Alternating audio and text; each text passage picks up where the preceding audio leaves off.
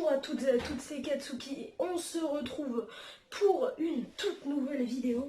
Et aujourd'hui, on va parler du chapitre 60 de Dragon Ball Super. Car oui, ce chapitre était pour moi incroyable. C'est franchement l'un des meilleurs chapitres parce qu'enfin Vegeta est mis en avant. Enfin, le chapitre se concentre plus sur le combat, la phase finale du combat Goku Ultra Instinct contre Moro.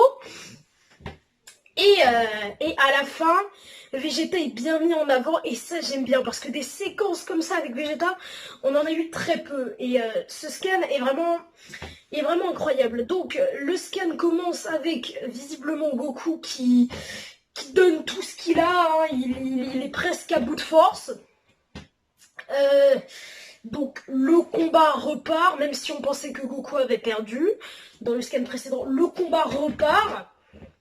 Goku donne tout ce qu'il a face à Moro, et même si on peut penser qu'il a le dessus, et ben en fait il a clairement pas le dessus, comme on le voit sur certaines séquences où il se fait victimiser par Moro. Pendant ce temps-là, t'as mince. On a C17 et C18 qui observent le combat avec Gohan et Piccolo. Et même s'ils ont espoir que Goku gagne, et bah Goku est littéralement en train de se faire latter, mais sans difficulté. Pendant ce temps-là, on a toujours les anges Meus et Whis qui observent le combat. Qui observent le combat toujours sans intervenir. Mais bon, c'est vrai que eux, ils ont pas le droit de se mêler du truc, mais moi, si j'étais à leur place, j'interviendrais quand même. Parce que s'ils veulent pas que leur univers il finisse en bouillie... Mais bon, de toute façon, là, je pense que le pouvoir de Moro, concrètement, je pense qu'il dépasse celui de Beerus. Et étant donné que Beerus, c'est le seul qui pourrait, de son libre arbitre, tuer Moro, bah il pourra pas, parce que concrètement, si Goku Ultra Instinct ne fait carrément pas le point face à Moro, je pense que Beerus n'a pas tellement de chance, hein.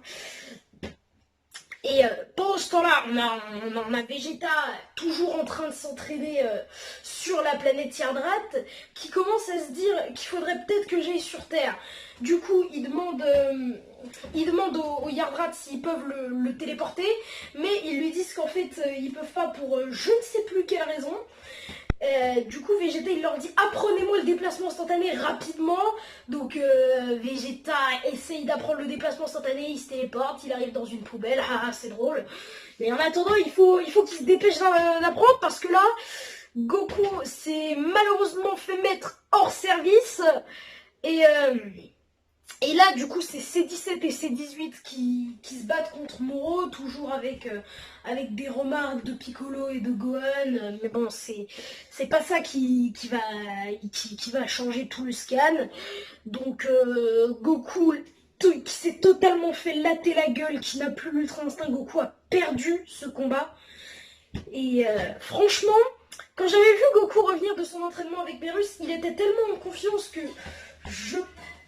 je pensais qu'il y avait un espoir pour qu'il batte Moro, mais non, cet ennemi, franchement, bah, c'est l'ennemi le plus redoutable qu'on ait vu dans Dragon Ball pour l'instant. Qu'est-ce que vous voulez que je vous dise? Il est plus fort que Jiren. Enfin, oh, ouais, je sais pas s'il est plus fort que Jiren, mais Moro, il a quand même latté la gueule à Goku Ultra Instinct, et ça, c'est pas rien. Donc, Vegeta, finalement, réussit à maîtriser le déplacement instantané. Et il se téléporte. Mince. Les Yardrat font une exception et le téléportent sur Terre. Donc, parce que Vegeta n'aurait pas réussi à se téléporter à une distance aussi lointaine. Et là, il y a une séquence qui m'a beaucoup fait penser à la séquence où Gohan arrive sur Terre avec l'aide de Kibito pour sauver les Goten, Trunks et Piccolo de Majin Buu. Bah, ça m'a beaucoup fait penser à cette séquence parce qu'il a demandé à Kibito s'il pouvait lui donner le dogi de son père. Et là, bah, ils ont redonné son armure à Vegeta. Et cette séquence, ça m'a beaucoup fait penser justement à ce moment-là. Et donc là, Vegeta, il lui dit oui, je vais terminer le trajet moi-même. Et là, alors que C17 et C18 étaient en train de se faire latter la gueule eux aussi, hein, ils peuvent rien faire contre Moro. Niveau Super Saiyan Blue, bam, Moro, je m'en bats les couilles, je m'en bats les couilles, je vous latte la gueule. Et là, ma séquence préférée du scan, Vegeta arrive en se téléportant devant eux. Avec un air hautain, il fait hey, salut Kakarot. Goku là, il est fait Vegeta, il était en mode totalement choqué.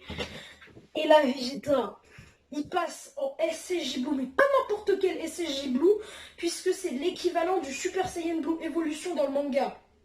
Parce qu'il précise, c'est le Super Saiyan Blue qu'il a utilisé pendant le tournoi du pouvoir, et pendant un instant, dans les scans du tournoi du pouvoir, et Vegeta a utilisé une forme qui ressemblait au Super Saiyan Blue Evolution dans l'animé, et donc là il ressort cette transformation, et là il dit à Moro, prépare-toi, quelqu'un de plus fort que toi est arrivé, là, Vegeta, il le regarde de manière très déterminée. Et là, Moro, il lui dit, ça va être amusant.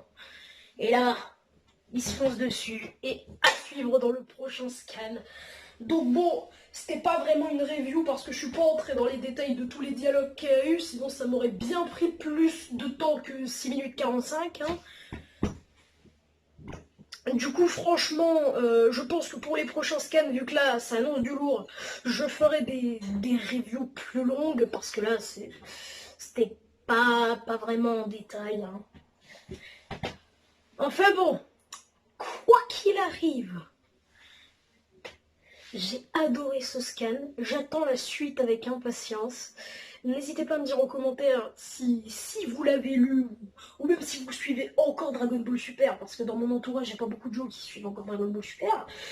Mais enfin, bon, moi, quoi qu'il arrive, j'ai adoré. Et pour les prochains scans, je vous ferai des reviews plus longues. Sur ce, c'était Katsuki. N'hésitez pas à vous abonner.